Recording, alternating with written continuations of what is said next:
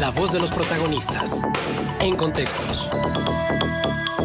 El contexto de la historia. Tengo una sorpresa de tema. Carlos Castañón con nosotros. Carlos, ¿cómo estás? Un gusto estar con ustedes, Marcela, Juan. Pues, ¿de quién cree que vamos a hablar? De la historia de las comunicaciones. Pero nada más me voy a referir específicamente a algo, al teléfono. ¿Desde cuándo creen que había teléfono en Torreón? ¿Cuándo llegó? ¿1910? ¿20? No. Mira, el teléfono se inventó paralelamente, pero de manera ya más industrial en Estados Unidos en 1876. Y a Torreón nos llegó en 1898, por Dios. Andaba muy perdida. Estábamos adelantadísimos. Sí. Es decir, superamos el siglo, la centuria de tener teléfono en Torreón. A veces nosotros pensamos de jóvenes que traemos nuestros celulares y estas cosas, o se nos hace tan cotidiano hacer una llamada, pero esto en realidad ya tiene una tradición centenaria en Torreón, que nos comunicamos, y no nada más en Torreón, sino en la comarca lagunera. Con el ferrocarril, pues fue un invento que nos llega de Estados Unidos de manera muy significativa, y al conectar a Torreón, a la par de las líneas del ferrocarril se instalan también las líneas de dos medios de comunicación. Uno, el telégrafo, y el otro, el teléfono. Entonces, pues estamos hablando que Torreón, que apenas venía saliendo de rancho en 1898, todavía no era ni ciudad y ya tenía teléfono. Y ya estaban por instalar también los tranvías. O sea, era una ciudad modernísima para la época. Por eso era la ciudad paradigma o la ciudad modelo del porfiriato, porque Torreón demostraba que de la nada se podía hacer una ciudad moderna y se podía transformar a México, aunque ya sabemos que ese proyecto de transformación pues fracasó y por eso vino la revolución. O sea que este año 120... Nada más, fíjate nomás. El aniversario 120 de la telefonía en Torreón. En Torreón, exacto. Entonces había dos empresas. La primera que se instaló la instaló un empresario local que se llamó Mauro Sepúlveda, y él tenía su negocio en la calle Hidalgo, aquí a la vueltecita. Esa fue la primera empresa que se instaló, pero era, pues bueno, ya se imaginan, los números eran muy modestos. Eran nada más eran 3 números los que tenían los teléfonos. Entonces, pues había alguna persona, por ejemplo, encontré una botica en Torreón que tenía el número 5. Entonces, pues nada más marcabas el 5. Era algo muy, muy sencillo. Pero hoteles, por ejemplo, se podía marcar al Hotel Chino, que estaba al lado de la estación del ferrocarril, que era un hotel de madera.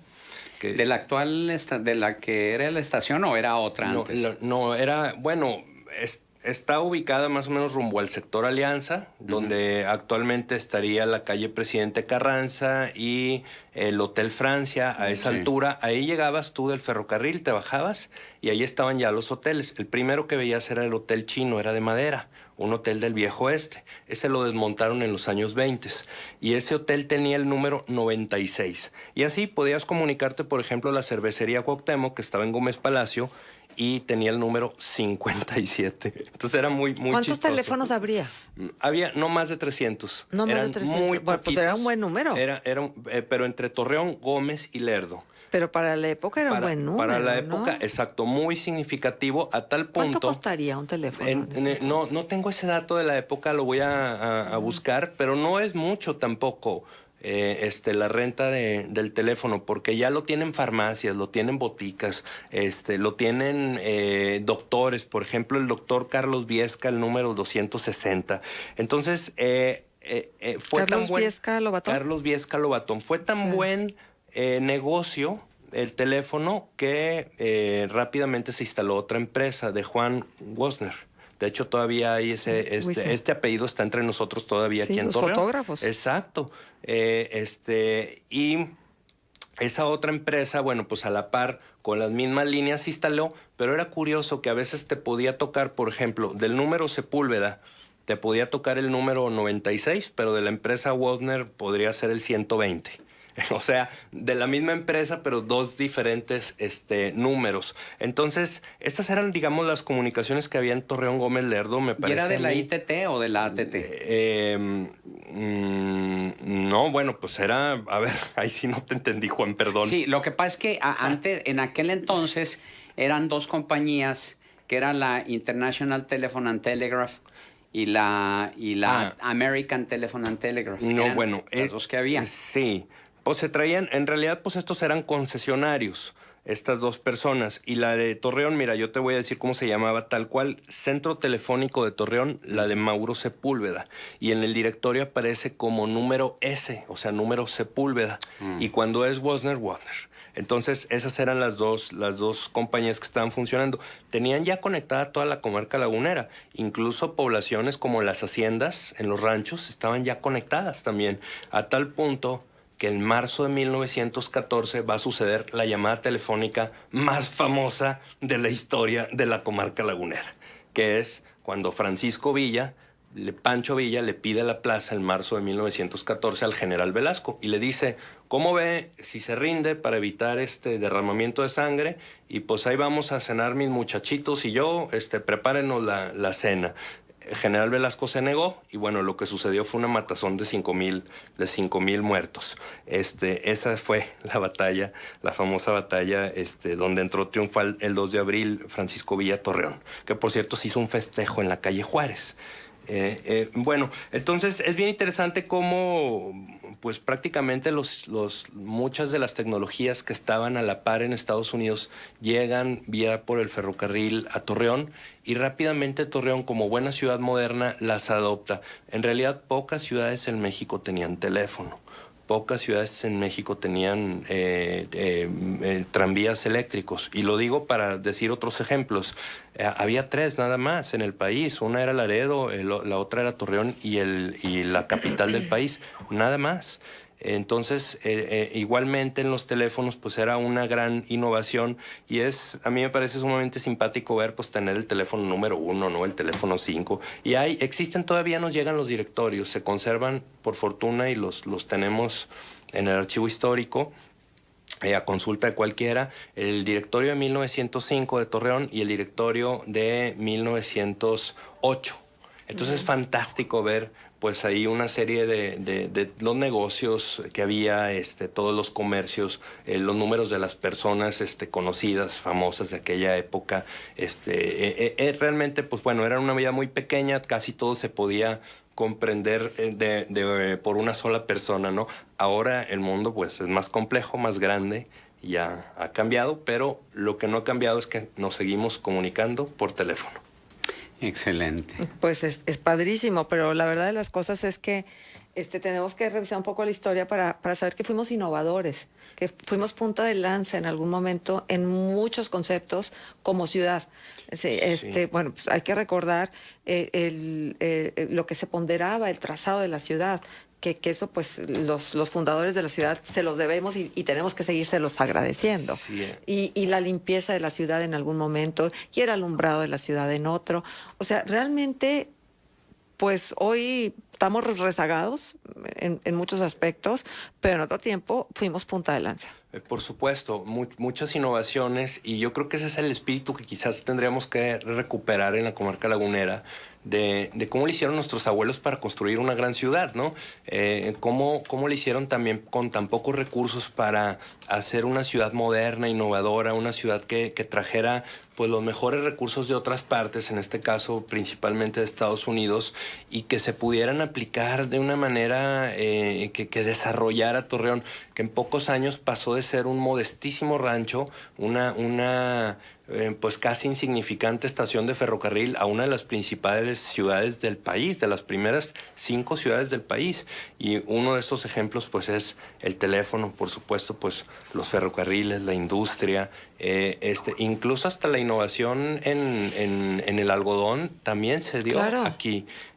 Había tan buenos clasificadores de algodón en la comarca lagunera que venían a robárselos de aquí a otras partes del país o se entrenaban y se los llevaban a otras partes del mundo, por ejemplo en Estados Unidos.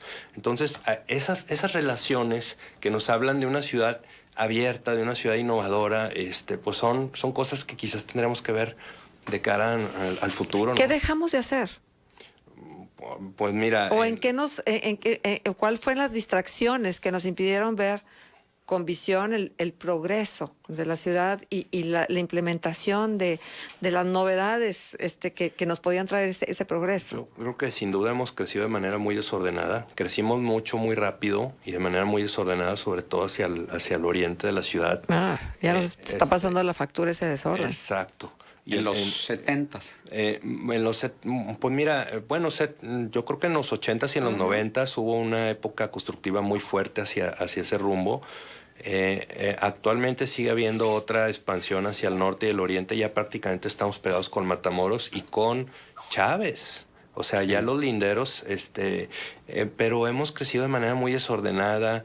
No es posible que hace 100 años tuviéramos un plan urbano que se siguió durante pues prácticamente 70 años y ahora pues se sigue el que Dios le da a entender, o el que impone el fraccionador que llega.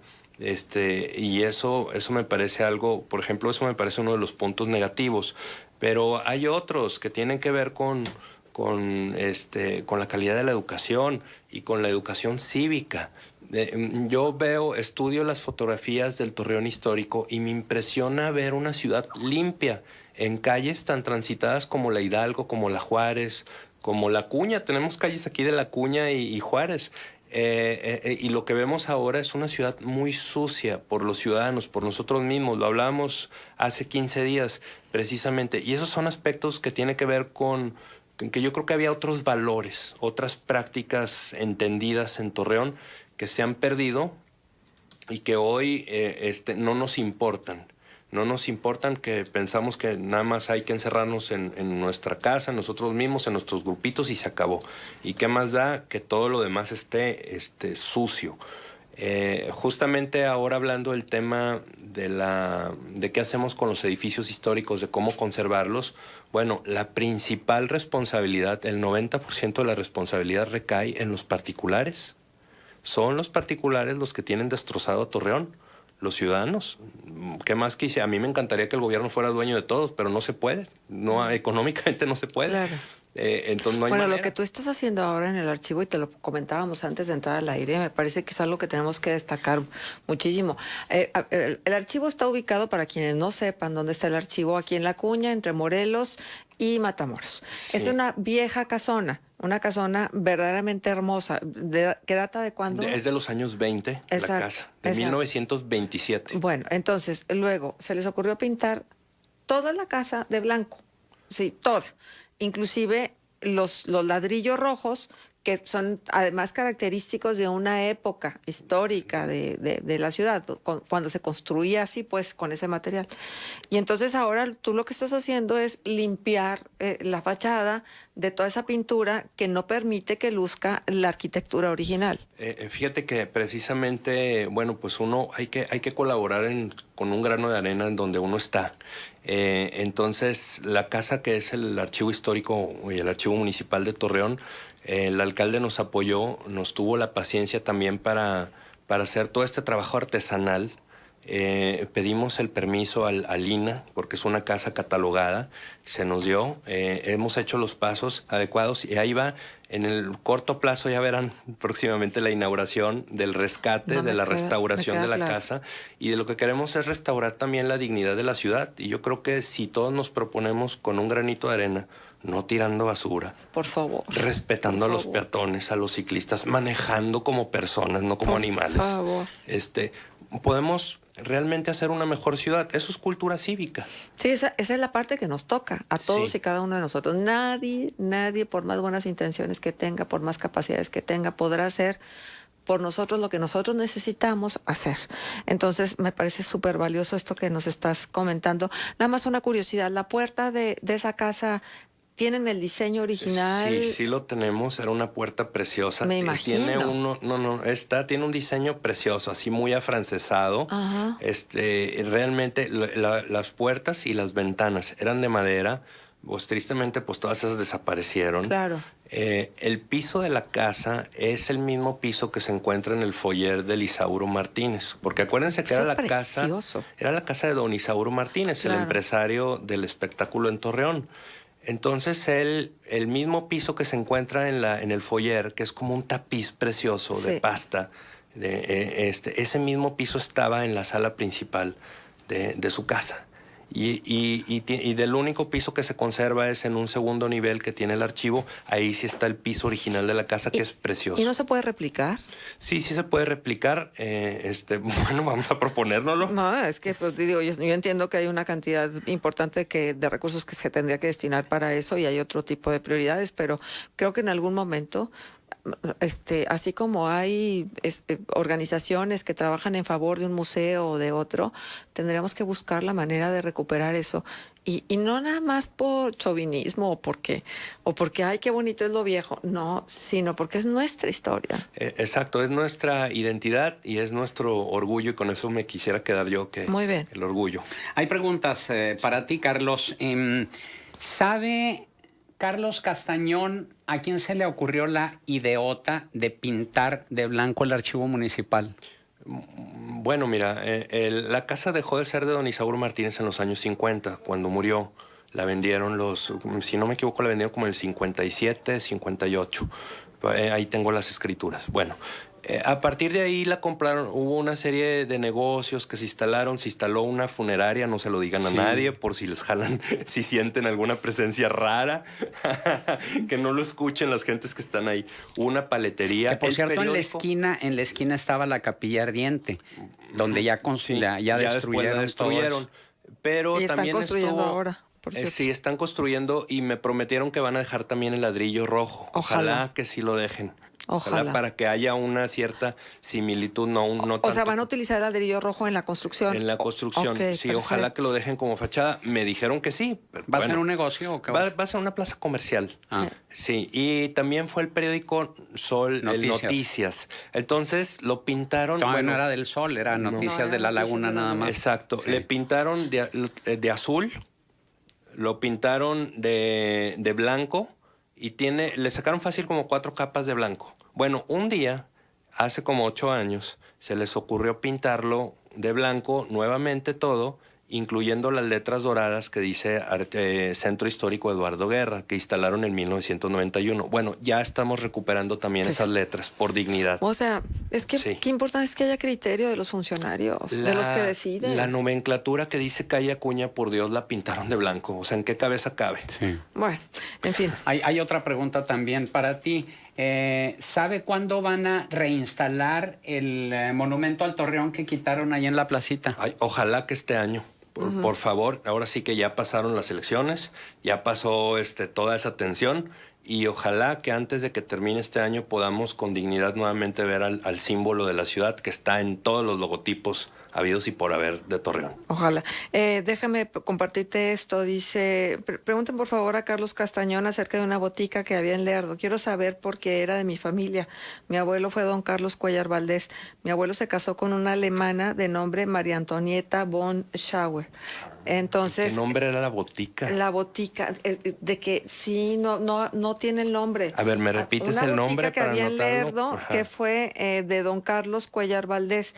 Mi abuelo se casó con una alemana de nombre María Antonieta von Schauer. Sí la encontramos, va a ver. Muy bien. Pues También entonces Raúl ahí está. Avendaño dice el teléfono 140001 lo tiene actualmente la familia de don Antonio Montemayor en Gómez Palacio y debe ser el número 1 desde aquellos años. Jesús Acosta Castañón dice que en 1898 era la fecha. 1898 era la fecha en que Torreón ya teníamos teléfono, pero yo tengo conocimiento de que en Mapimí en aquellos años había teléfono y telégrafo. Otro WhatsApp, los políticos que se enriquecieron con la información privilegiada del Plan de Desarrollo Urbano es una buena razón para el desorden. Ejemplo, los basureros los convirtieron en fraccionamientos de lujo con el consiguiente riesgo a la salud. WhatsApp, me encanta que con Cermeño le estén poniendo la nomenclatura con el nombre real de las calles. WhatsApp, que dure más la sección, por favor. Debemos conocer nuestra historia. A lo mejor por eso no tenemos arraigo, porque no conocemos. Otro WhatsApp de Jesús Meraz.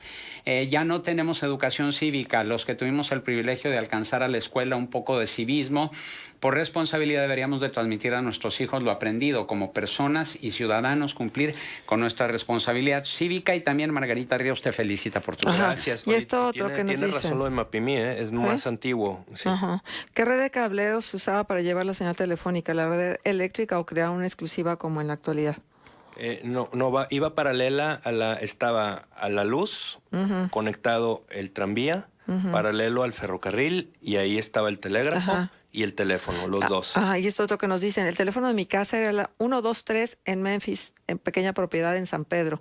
Y claro, le tenías que dar Fabuloso. cuerda. Dice la señora Madero que nos está también comentando. Saludos. Pues muchísimas gracias. Y estos otros comentarios que por supuesto no quiero dejarlos fuera.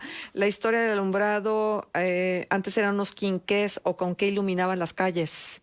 No había quinqués. Torreón rápidamente se electrificó. Eso se usaba en la época colonial. Entonces rápido instalaron aquí Bien. pequeños postes.